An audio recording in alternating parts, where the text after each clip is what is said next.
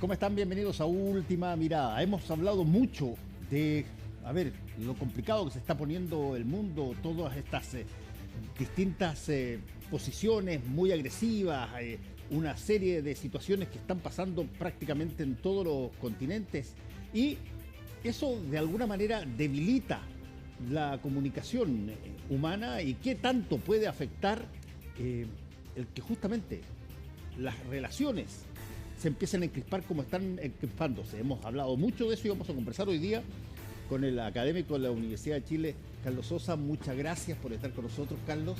Muchas gracias a ti, Fernando, por la invitación.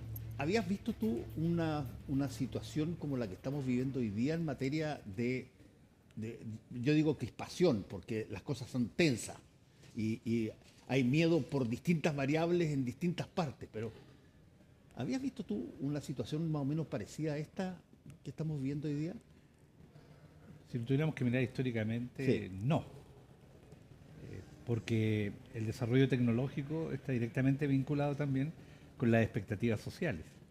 Y este es un periodo en el que una parte importante de la existencia cotidiana está mediada por tecnologías, que ya se involucran no solamente en los aspectos técnicos, laborales, sino que también en los afectivos, en los familiares, y eso ha producido un fenómeno que podríamos llamar que marca la diferencia respecto a tu pregunta.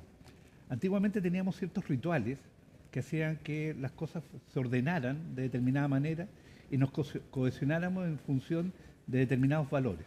Valores que no solamente transmitían los medios de comunicación, sino que instituciones como la iglesia, la propia familia, el Estado, la educación. Se podría hablar de que esos valores y esas lógicas de orden venían orientadas por instituciones y por lo tanto las personas más bien usaban esos contenidos para ordenar su existencia. Era una comunidad sin comunicación. ¿Una comunidad? Sin comunicación, Sin comunicación. porque le venía digitada la manera de percibir y ritualizar la vida. En cambio hoy día, con esta hiperfragmentación que estamos viviendo, estamos instalados en un mundo donde estamos en una comunidad sin comunicación. Ahora, hay un punto bien interesante que me gustaría, Carlos, que lo conversamos, lo definiéramos acá. Cuando estamos hablando de comunicación, históricamente comunicación se entiende como un intercambio de información entre una persona y otra, más que de lo que podríamos denominar, qué sé yo, una solamente entrega informativa, Sí. lo que tú ves en la tele de repente, qué sé yo, noticias. Ok, no. La comunicación humana implica un emisor que habla y una persona receptora que conversa y hace un feedback interesante y de ahí se genera entendimiento o comprensión. ¿Qué tanto de esa definición antigua sigue teniendo validez hoy día? Si somos sinceros, esa definición está absolutamente superada, porque mirado desde el punto de vista contemporáneo, llamamos comunicación no al intercambio de información, sino que a la capacidad de darle sentido al mundo. Y en ese plano, la comunicación se instala más bien como una dimensión de la existencia, más que como un producto del intercambio informativo. Eso tiene consecuencias respecto al hecho de que hoy día la capacidad de estas tecnologías que están directamente vinculadas con la producción de sentido, lo que hacen es trasladar el trabajo de las personas al trabajo de plataformas, redes o medios. Entonces se produce una confusión porque se sigue creyendo que la comunicación tiene que ver con transmitir información, cuando en rigor lo que está haciendo es modelizar, redefinir un poco la vida cotidiana y las relaciones sociales involucradas en la vida cotidiana. Sí, ahora, y eso se hace muy notorio, por ejemplo, en la cantidad de tiempo que dedicamos, por ejemplo, a TikTok. A las redes. A las redes. Porque allí no hay información. Allí básicamente hay un vínculo con una manera de administrar el tiempo. Entonces, yo decía que hoy día hay una comunidad sin comunicación porque no le estamos dando sentido al tiempo por el exceso de contingencia. Todo es obsoleto, rápido y tiene que generar un mensaje simple simplificado para que se pueda leer rápidamente y olvidar. Entonces la contingencia, que no es necesaria, que no es inevitable, empuja al olvido. Y el olvido trae consigo como consecuencia el miedo, porque no tienes referentes. O sea, si te entiendo bien, básicamente hay un cambio mayor en lo que hoy día ya denominamos comunicación, es claro, que la comunicación exige de alguna manera que tú recibas este mensaje y hagas algo. Exactamente, que lo comprendas. Claro, ¿ah? Pero ¿qué pasa cuando tú recibes mensajes que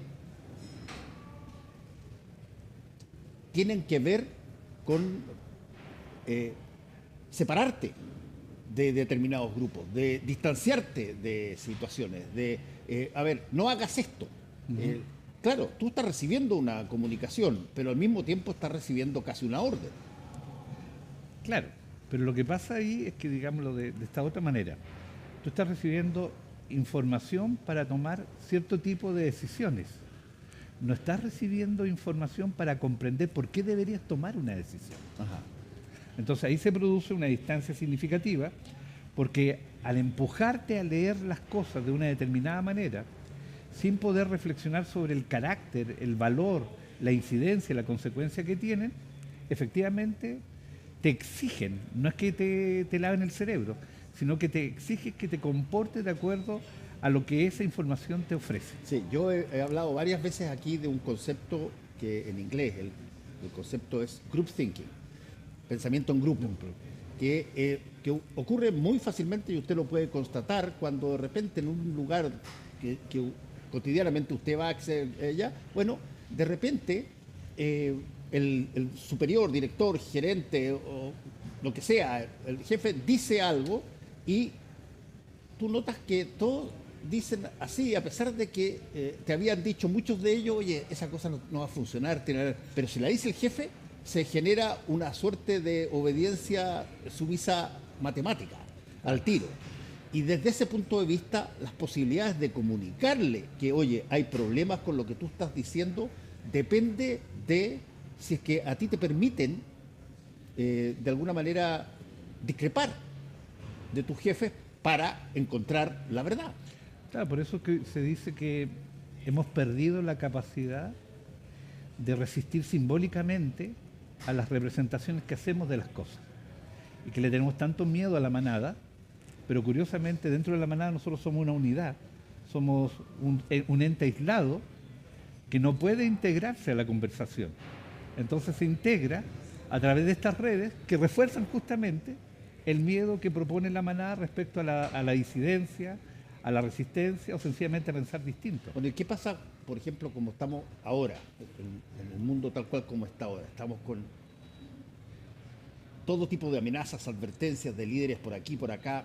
Hay intercambio de guerra y de misiles y de toda esa situación. Hay gente que, postula a cargos de gobierno y tiene que de alguna manera recibir o adherir a ciertos patrones que, yo lo digo de la siguiente forma, que corresponden a una inversión en miedo que se ha hecho durante mucho tiempo y eso da resultado a la hora de las elecciones. Claro. Si jugamos con una imagen, digamos que después de la guerra el comercio, pero antes de la guerra la comunicación. Ninguna guerra comienza si es que primero no comienza la comunicación. Y ese ha sido un poco el estilo de los regímenes actuales que inician la guerra primero en la comunicación. Entonces, generan un ambiente propicio a que todo el contenido mediático esté circunscrito al conflicto, a la amenaza, al quiebre, a la destrucción. Tú no puedes iniciar una guerra si la comunicación no llega primero a elaborar el imaginario de esta y a mostrar al amigo, al enemigo, las causas siempre banalizadas del conflicto para que la gente tome posición, no reflexione. Que sean simples. Que sean simples. Y entonces, efectivamente, hoy día estamos frente a un contenido, sobre todo en los medios de comunicación, que, como tú bien decías, tiene que simplificar el conflicto. Y al simplificarlo, renuncia a explicarlo. Y entonces allí eso es caldo de cultivo para aquellos actores especialistas, entrenados en exacerbar pasiones. Por eso que hoy día también tenemos en los medios de comunicación un discurso del odio muy frecuente, que se podría decir también está justificado por una sociedad tremendamente narcisista. Es decir, una sociedad que carece de empatía y por otro lado que desde el punto de vista de la autopercepción es tremendamente frágil. Estás hablando a ver, yo entiendo lo que tú señalas en el ámbito de la carencia de empatía. Hoy día, qué sé yo, si no te rascas con tus propias uñas, eres un inservible. ¿Ah? Ok. Pero, ¿cómo eso se traslada a situaciones que pueden derivar en cosas mayores? Bueno, claro. Allí es donde es importante entender el papel de la comunicación como ese lugar en el que yo le doy sentido a lo que vivo, a lo que hago, a lo que pienso. Y allí es donde comunicarlo al otro, compartirlo con el otro y construir una lectura común es lo que finalmente llamaríamos el intercambio simbólico. Yo necesito que tú me entiendas, no solamente necesito que tú me rechaces, me niegues porque pensamos diferente. Yo necesito que incluso tú entiendas mi diferencia para saber por qué tú te opones a mí. Y ese ejercicio no lo estamos haciendo porque yo parto negándote. Entonces, ahí castigo la diferencia y al castigar la diferencia aparecen todas esas aberraciones, todas esas crueldades que hoy día están absolutamente naturalizadas. Hoy día pareciera que es prestigioso ser cruel. Parece que es el modo correcto de vivir en una sociedad que te ha quitado todos los respaldos, que te ha quitado todos los filtros, que te ha quitado todas las protecciones. Sí. La única manera de vivir en el mundo, te dirían entonces, bajo estos héroes contemporáneos, es la crueldad. Sí, yo me acuerdo de una frase que la he repetido varias veces acá, de Umberto Eco, el filósofo italiano, que él decía que una de las primeras cosas que se hace cuando tú no tienes argumentos o no comprendes una situación, pero te afecta esa situación, es, y escribió un libro que se llama así, construir al enemigo. Construir, es decir, tú fabricas a alguien a quien le imputes las cosas que tú estás padeciendo por culpa de ese país o de ese personaje, etcétera, que haya. Y hoy día los cruces de informaciones son todas bien agresivas en ese mismo sentido. Claro. Lo que empieza a ocurrir, si lo pudiéramos decir de esa manera, es que la lógica de la política contemporánea que se alimenta de esto necesita efectivamente ya no hacer promesas, sino que elaborar enemigos. La política democrática más clásica, la liberal, te obligaba a hacer una promesa de orden, no describir el orden amenazado por un otro, claro, porque a ese otro lo tenías que integrar. Entonces el desplazamiento es brutal, porque es el desplazamiento de la promesa al enemigo. Y obviamente que en un escenario legitimado, donde tú, yo, cualquiera que está aquí o afuera, es el enemigo, yo no necesito integrarte en el proyecto. Necesito deshacerme de ti, simbólicamente, socialmente, culturalmente. Necesito clausurar la sociedad. Y cuando clausuro la sociedad bajo esa lógica, clausuro la comunicación. Ahora, ahí hay un punto bien interesante que tiene que ver con, ¿cómo responde a esto la institucionalidad que por definición está hecha para que se comprenda, que es la educación? Bueno, estoy hablando desde el colegio hasta... Es que ahí tú pusiste el punto donde deberíamos decir la crisis. La crisis no es porque los estudiantes sepan más o sepan menos, puedan procesar la información y puedan desarrollar determinadas habilidades cognitivas. Tiene que ver con esto, con lo que tú acabas de señalar. La crisis es la incapacidad de imaginar el tiempo compartido en la diferencia. Y por lo tanto, la educación ha sido empujada a rentabilizar básicamente un solo tipo de conocimiento, el conocimiento que te habilite para el trabajo. Entonces, claro, una educación forzada en la lógica de que algunos van a producir determinados bienes y otros van a tener que apoyar esa producción, ha generado una precarización de la educación. Entonces la educación está manejada hoy día por un criterio de rentabilidad pero no solamente en el sentido económico, sino que rentabilidad cognitiva. Yo no te necesito para cualquier cosa, no te necesito como un libre pensador, no te necesito como poeta, porque incluso si te necesitara como poeta, te necesito como un productor. Y tú no eres capaz de llevar a cabo esa tarea, entonces no me sirve. Entonces las instituciones lo que han hecho es reducir el proceso simbólico de la educación a la idea del costo-beneficio. Y por eso que incluso un ministro de esta presidencia se atreve a decir de que hay carreras útiles y otras inútiles. Que hay unas que valen la pena y otras no valen la pena. Con eso tú jerarquizas y al mismo tiempo precarizas justamente la idea del trabajo. Es como lo que pasa con la inteligencia artificial, que también es Te lo voy a preguntar ahora. un sistema de automatización de los procesos laborales, es una automatización del trabajo, más allá de la sorpresa que generan todos los mundos increíbles que se pueden desarrollar a través de ella. Pero si tú lo miras estrictamente, la inteligencia artificial viene a automatizar todo aquello que la larga historia de la revolución industrial, desde el siglo XIX, fue procesando. ¿Cómo elimino el error? ¿Cómo elimino el cansancio? Claro, te voy a preguntar sobre la inteligencia artificial porque es un fenómeno que ya está aquí y probablemente si es que esperamos unos 2 o 3 años para juntarnos la, qué sé yo, quinta vez, 50 veces a conversar, las cosas van a ser totalmente diferentes, pero todas van a tener probablemente el mismo esquema. Uno tarde o temprano tiende a traspasar su dependencia a aquello que o no comprende o que funciona de una manera más rápida o más ágil. Y qué tanto de lo nuestro aquí adentro sigue vigente.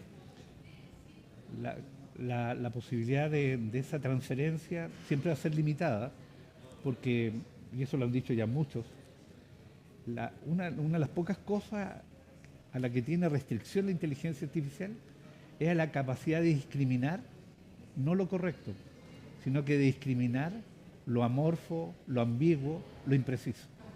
Cuando tú enfrentas la inteligencia artificial con la incertidumbre, la inteligencia artificial te empuja a la certeza más obvia, a la más neutralizante, a la más esclava. Y en ese lugar, efectivamente pasa lo que tú dices.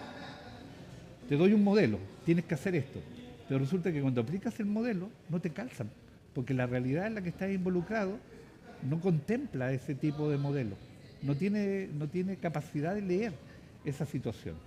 Por tanto, la inteligencia artificial, por ejemplo, ante los dilemas de la existencia o ante la pregunta por la muerte, nunca te va a poder dar una respuesta certera. Claro. Ahora, ¿qué tanto, Carlos,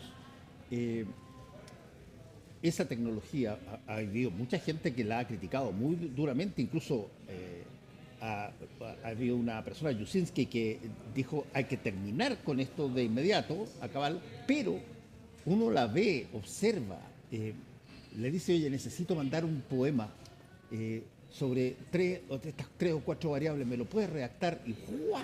Sale una cosa maravillosa, impresionante. Entonces tú dices, oye, esto no puede ser tan malo como lo que se habla y como lo que se dice. ¿Dónde una tecnología, Carlos, deja de ser útil y pasa a ser peligrosa?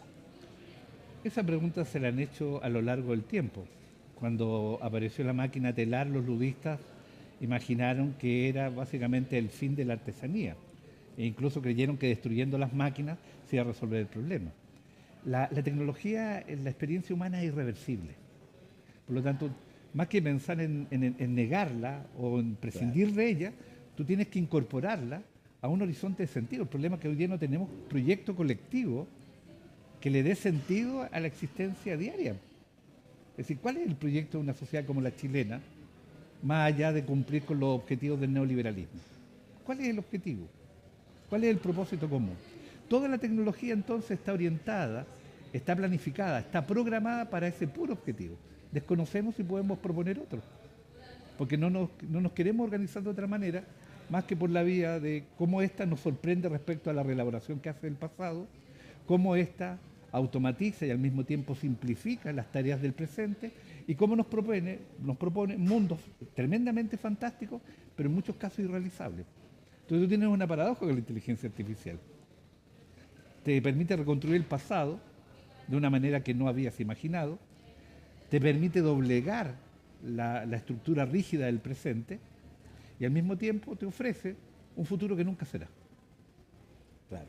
Es interesante esas tres variables que tú señalas, porque hoy día estamos, y en Chile probablemente un poquito más a rezago de los grandes países tecnológicos avanzados, estamos ya introduciendo esto porque tarde o temprano uno se da cuenta de que dar una pelea contra algo de esa potencia es inútil. Y más vale de que o te acomodes o la trates de entender o de alguna manera te asocies con esa situación, pero ¿qué es lo que primero se escoge? Llegar, tratar de comprar el aparato y hacerlo, o cómo debiera cambiar el sistema educativo, por ejemplo, Carlos, para que se pudiera generar personas que entienden lo que está pasando con la inteligencia artificial. Es la discusión que se está dando hoy día en todos los niveles, básica, media, técnica, superior, universitaria, porque en el fondo el estudiante que se inicia y el que llega finalmente a los estudios superiores viene ya marcado, viene ya mediatizado, viene ya algoritmizado, viene, aunque suene fuerte la palabra, viene programado por las propias tecnologías que no solamente él no programa, sino que lo programan a él porque le enseñan a jugar de determinada manera el videojuego, le enseñan de determinada manera a subir los contenidos a TikTok, le enseñan a administrar el dispositivo. Entonces, una primera cosa, la más obvia, sería que en los colegios se incorporara la programación. Todo niño, toda niña debería aprender a programar, debería tener la capacidad de poder desarrollar estos lenguajes complementarios, porque allí entonces la relación que tendría con la programación sería distinta, porque la podría relacionar con su mundo. O sea, ahora nos obligan a relacionar nuestro mundo con el mundo de las grandes corporaciones que en el fondo, 4 o 5, tienen el control global. Nunca hubo una concentración tan grosera de la comunicación y de las tecnologías como ahora. Tú dices por todo lo que son las distintas Amazon, aplicaciones, claro, las Google, distintas aplicaciones.